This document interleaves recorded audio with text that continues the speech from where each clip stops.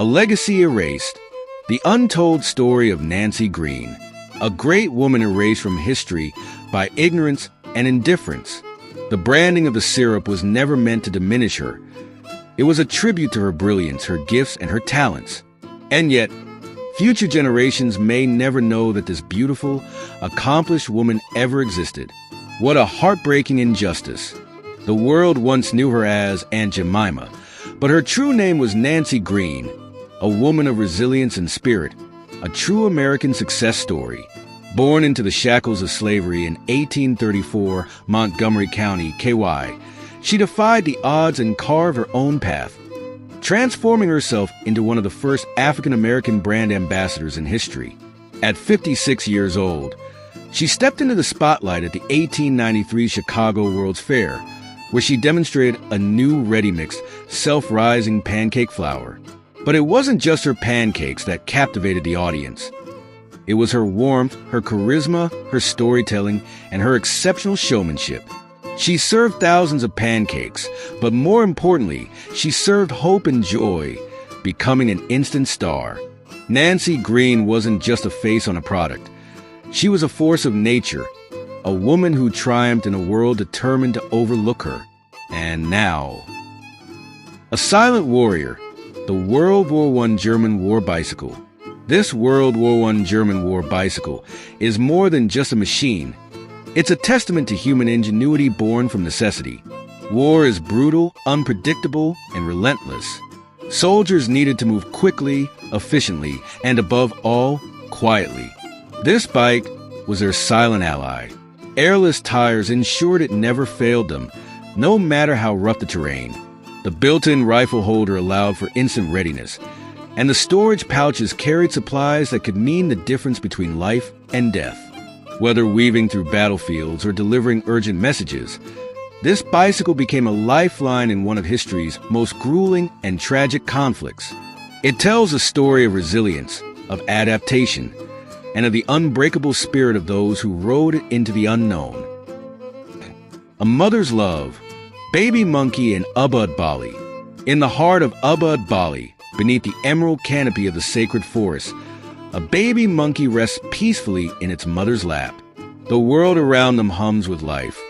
Yet in this moment, time stands still. There is something profoundly human in this tender embrace.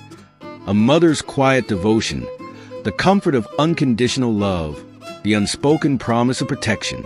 When we look beyond the surface, beyond the fur and the features, we recognize something deeply familiar, a bond that transcends species. In a world that often feels disconnected, this image reminds us that love, in all its forms, is universal. A divine mystery, the woman who stood apart. In the sacred grounds of Sinagama Sri Devil Shrine, Sri Lanka, priests known as Kapua move in harmony, their devotion evident in every ritual, every chant, every offering. But among them, one woman stands apart. Her movements are different, her energy charged with something unspoken yet powerful. The photographer's eye is drawn to her, not because she is out of place, but because she is captivating. What does she see that others do not? What divine presence moves through her? Faith is deeply personal, often indescribable, and in this moment, she embodies its mystery, its intensity, and its unyielding power. A split-second triumph. The bear and the salmon. Patience, precision, luck. These three forces collided in perfect harmony on the banks of Brooks Falls, Alaska. The day had been slow. The salmon weren't jumping much. But then in a split second, everything changed. The bear lunges, mouth wide open, and the salmon leaps straight into the jaws of fate. The scene is raw, primal, and electrifying. As the camera clicks, time freezes, capturing a moment of nature's ruthless beauty. It's a reminder that survival is a dance of instinct and chance. And sometimes, it all comes down to a single breathtaking second. The grit of the knife grinders, a life of precision and pain. In early 20th century France, the streets of Thiers echoed with the rhythmic grind of metal against stone. Here, knife grinders, artisans of unmatched precision, dedicated their lives to a craft that demanded both skill and sacrifice. But this was not a glamorous trade. Bent low over their grindstones for hours on end, these workers developed a peculiar technique to ease their strain, often lying on their stomachs as they sharpened blades. Their bodies bore the cost of their labor, their lungs filled with fine steel dust, their backs twisted by years of unnatural posture. Yet, despite the hardship, there was pride in their work. Every blade they honed carried their sweat, their endurance, their legacy. In a world where machines have taken over, their story remains a testament to the unwavering human spirit, where art and endurance collide.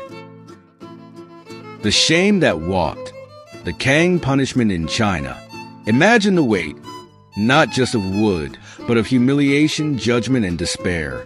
The Kang, a heavy wooden collar, was a punishment in late Qing dynasty China, designed not just to restrain the accused, but to break them. Forced to walk the streets with their crime quite literally weighing on their shoulders, these prisoners were made into spectacles, symbols of disgrace. They could not eat properly. They could not rest comfortably. Every moment was a reminder of their shame. And yet, what stories lay behind their eyes? Were they truly guilty, or merely victims of a rigid system? Were they defiant or broken? The Kang was meant to punish, but it also revealed something deeper: the fragility of justice, the weight of judgment, and the fine line between guilt and redemption. The chaos and soul of 1970s 80s New York City. New York City in the 1970s and 1980s was not for the faint of heart. It was a city of raw energy, of struggle, of survival. The subways were covered in graffiti, their walls screaming with color and rebellion. Trash piled on the streets. Crime loomed around every corner, and a sense of lawlessness ran through the veins of the city. But amid the chaos, there was an undeniable soul. The streets pulsed with music, with protest, with the restless hunger of people chasing dreams against all odds. Artists, musicians, and visionaries thrived in this gritty landscape, shaping a cultural revolution that would define generations. Yes, it was dirty. Yes, it was dangerous, but it was alive. For those who lived it, New York in this era wasn't just a city. It was a heartbeat, a fight, a story that refused to be erased. Tinker, the robot with a heart from 1966.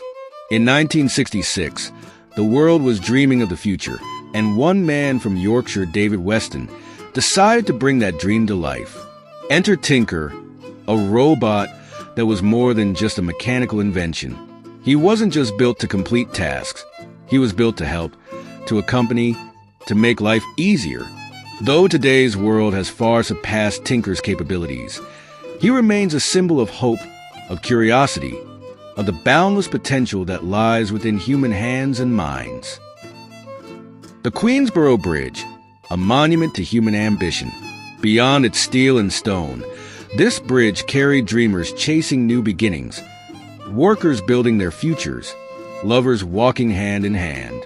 It was, and remains, a bridge not just of metal, but of stories, struggles, and dreams.